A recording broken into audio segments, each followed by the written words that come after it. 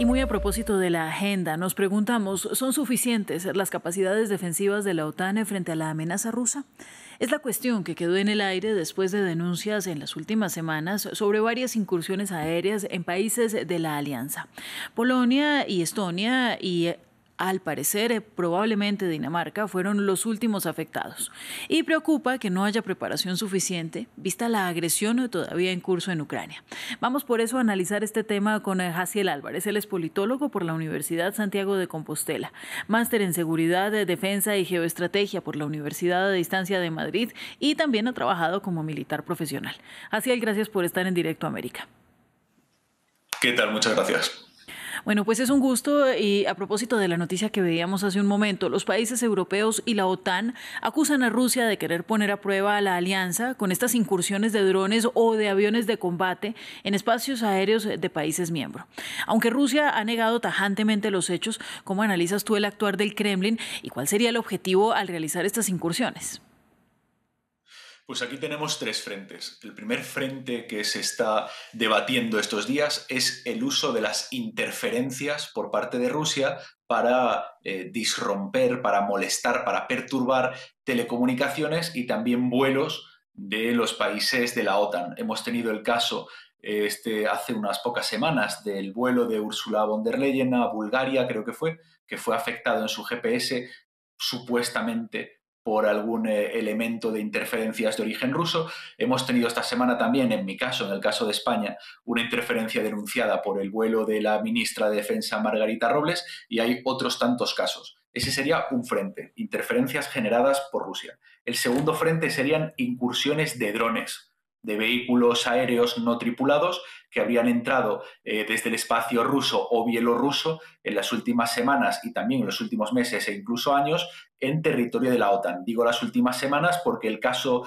más sonado, más allá de uno o dos drones perdidos que entrasen en el espacio OTAN, fue el de septiembre, el mes pasado, en el territorio de Polonia, viniendo desde Bielorrusia, una veintena de drones, que ya es un número más alto, entró en el territorio aéreo polaco y por lo tanto en territorio espacial de la OTAN y fueron derribados por una operación conjunta de varios países de la OTAN donde participaron principalmente fuerzas de la aviación de Holanda, pero también fuerzas y sistemas italianos, alemanes, polacos y demás.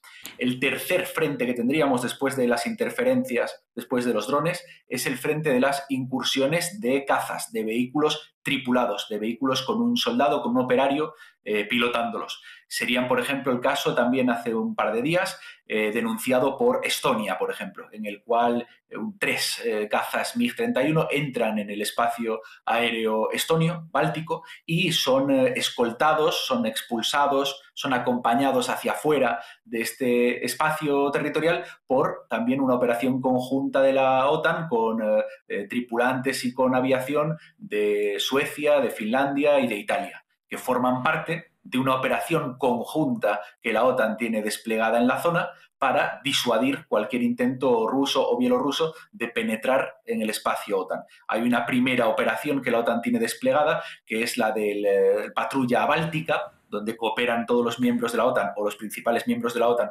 para rotar tropas, desplegar sistemas, radares y Sí. aviones. Y luego se ha ampliado recientemente, este mismo mes pasado, en septiembre, se ha ampliado una operación que es el Centinela Oriental, Eastern Sentry en inglés, que sería pues más dotación. Participa también su país, participa también Francia con tres cazas Dassault Rafale y participan otros miembros de la OTAN para reforzar el espacio aéreo frente a posibles incursiones. Pues bien, Jaciel, lo que haces tú es un resumen bastante amplio, además, sobre lo que ha venido sucediendo en los últimos tiempos. Pero quiero preguntarte, por ejemplo, ¿qué datos podría obtener Rusia en el caso de estas incursiones al, como dice la misma OTAN, intentar probar las capacidades de la alianza?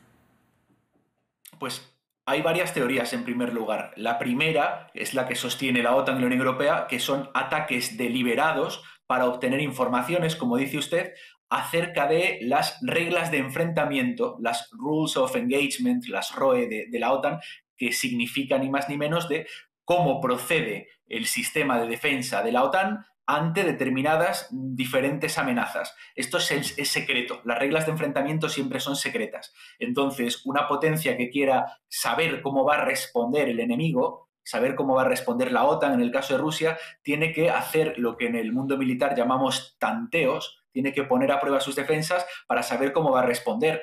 Por ejemplo, si yo introduzco drones en su espacio, ¿los van a derribar? ¿Van a cooperar con nosotros? ¿Van a actuar por libre la OTAN?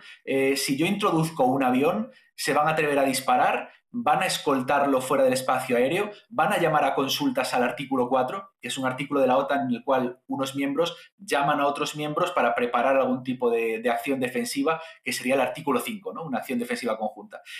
Si yo introduzco, insisto, drones, aviación, lo que sea, ¿la orden quién la va a dar? ¿Van a actuar solo los polacos, por ejemplo, si es en territorio polaco? ¿O voy a ver que cooperan los daneses o otros países de la OTAN? Todas estas cosas de cómo funciona la OTAN solo se pueden ir descubriendo a medida que una potencia enemiga, en este caso sería Rusia, tantea y pone a prueba estas cuestiones. Claro, la primera teoría de la OTAN es que Rusia está haciendo esto.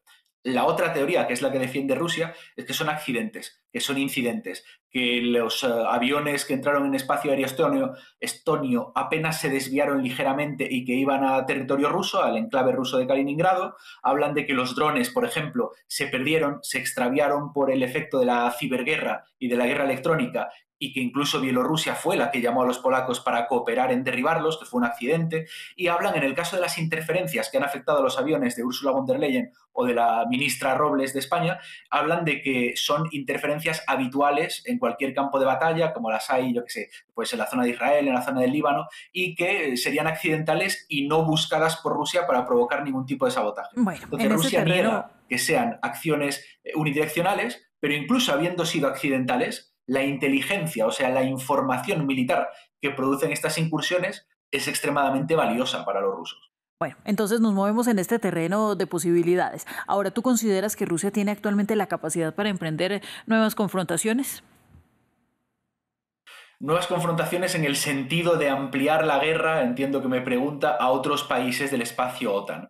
Yo creo que no. Mi opinión de analista es que Rusia está bastante implicada en Ucrania como para plantearse abrir otros frentes.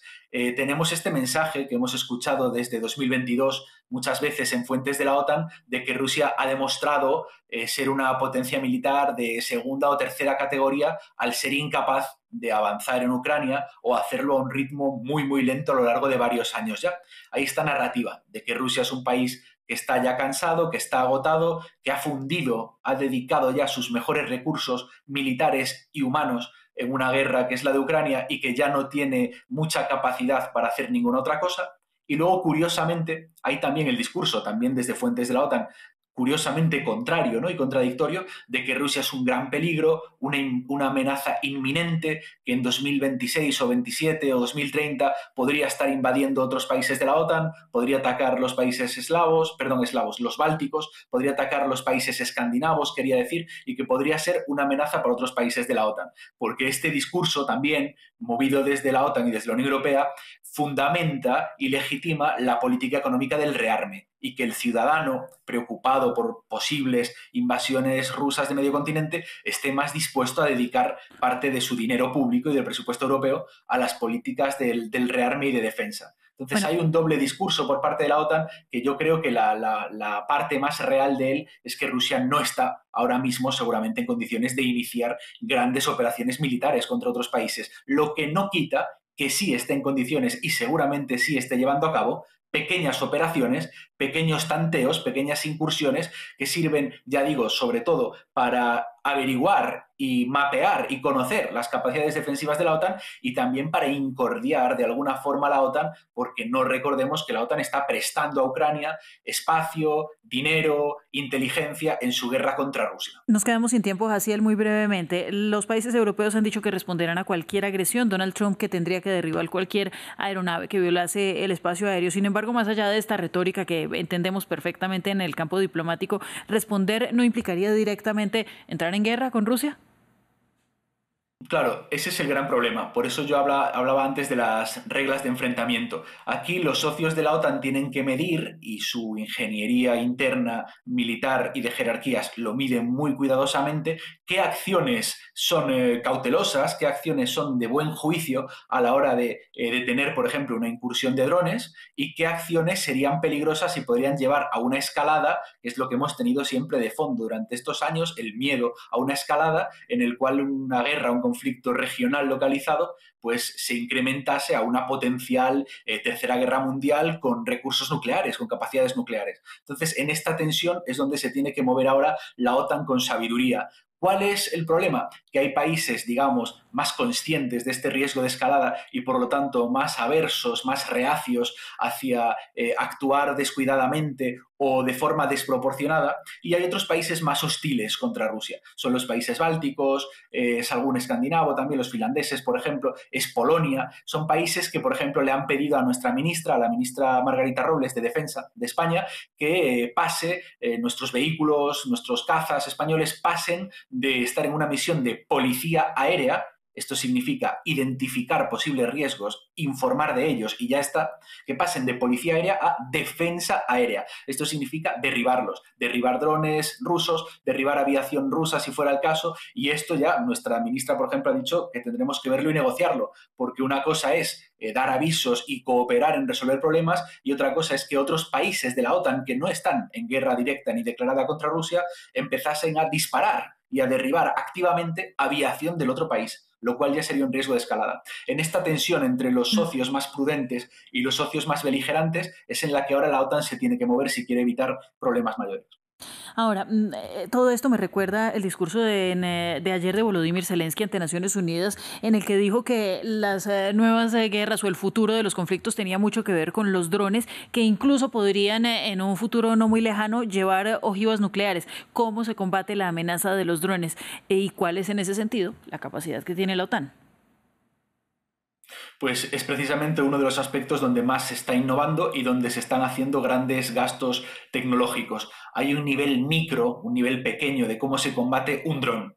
Y Rusia, por ejemplo, está trabajando mucho con ello porque su infantería ha sufrido muchos daños por parte de los drones ucranianos. Y hay pues medidas que pueden ser desde pequeños disruptores que se instalan en las bases y en los acuartelamientos para señalar, para ejercer una especie de pulso electromagnético que anula la capacidad de los drones, hasta medidas tan claras y tan analógicas como son las escopetas o un tipo de armamento que tenga un dispositivo, algún tipo de munición fragmentaria que pueda golpear a drones en el aire. Eso sería la escala pequeña. A la escala grande estaríamos hablando de grandes sistemas de intercepción de señales. Estamos hablando de que tanto la OTAN como la Unión Europea están trabajando ahora mismo, por ejemplo, en sistemas de satélites de órbita terrestre baja. La Unión Europea quiere tener su propio sistema, es algo parecido al Starlink de Elon Musk, que le permita pues tener sus propias comunicaciones, donde sus drones puedan operar en su territorio y los drones que operen con otra señal distinta a la nuestra